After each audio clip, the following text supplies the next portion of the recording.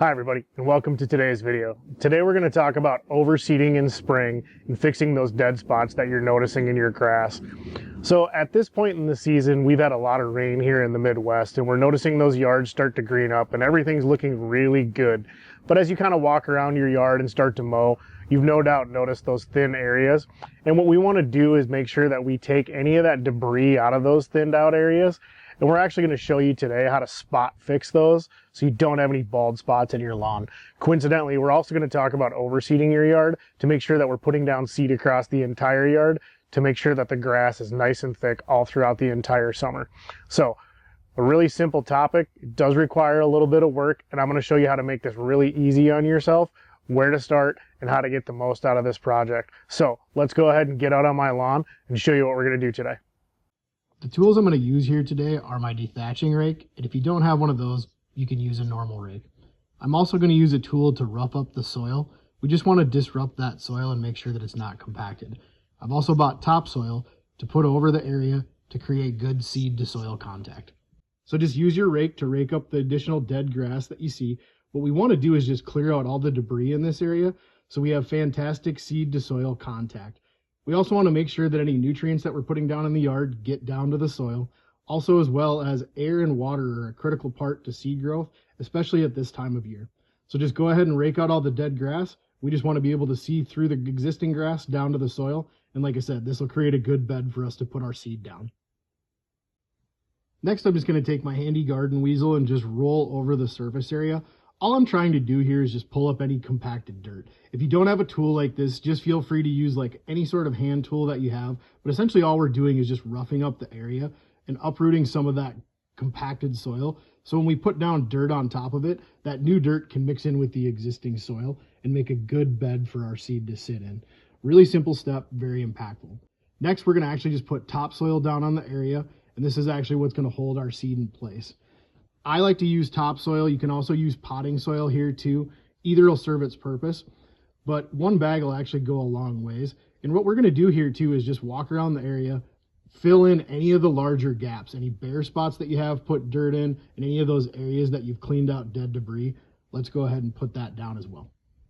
Next, we're going to smooth the dirt to create a seed bed. And we also want to make sure that we're raking up any existing grass so that it stands up, so that still continues to grow and get sunlight. We don't want to bury any of the existing lawn. So you can see here, I'm just smoothing out this area. Here's one of the larger spots that we're working with.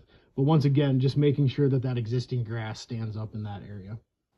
So one of the most important investments that we can make in our yard is quality seed. So the seed that I use in my yard is Lesco All Pro Transitions. The thing I like about this seed is it's a tall fescue that's suited well for our climate here in the Midwest. It tends to grow in very thick and stands up straight. I also love the fact that it's extremely drought resistant to carry us through the hot months in July and August. And the other really nice piece about this grass is you want to actually be able to get out on your yard. I get this question all the time. Aren't you afraid of people walking on your yard? And the answer is no. When we bought a quality seed, we put that down and we take care of it. We've built a beautiful yard that we can not only enjoy looking at, but enjoy getting out into. We spend a lot of time with our friends, family, and dogs out in our yard. So purchasing a quality seed is one of the most important investments that you can make in your yard. So when it comes to spreading the seed around this area, I'm just going to use the same rate that I would if I was overseeding the entire lawn. I'm just going to go ahead and walk evenly around the surface area and spread the grass. We also don't want to overseed this area too. In those bald spots, it's very tempting to put down a significant amount of seed. The challenge becomes though, is each seed turns into one grass plant. And if we put too much grass in one area, the grass will actually start to compete with itself and die off over time. So this next step is messy but essential. Peat moss is an inexpensive way to make sure that our grass seed stays in place, stays moist, and will grow at the rate that we want it to. Here I'm actually using a peat moss spreader. This is a really handy device, and if this isn't something that you have available, you can't find one to rent, you can actually just spread this peat moss by hand.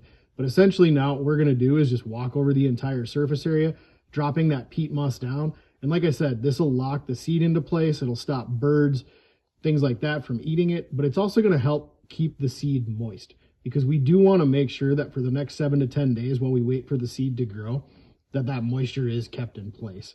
So a very important step, make sure that you're putting peat moss down on top of this seed.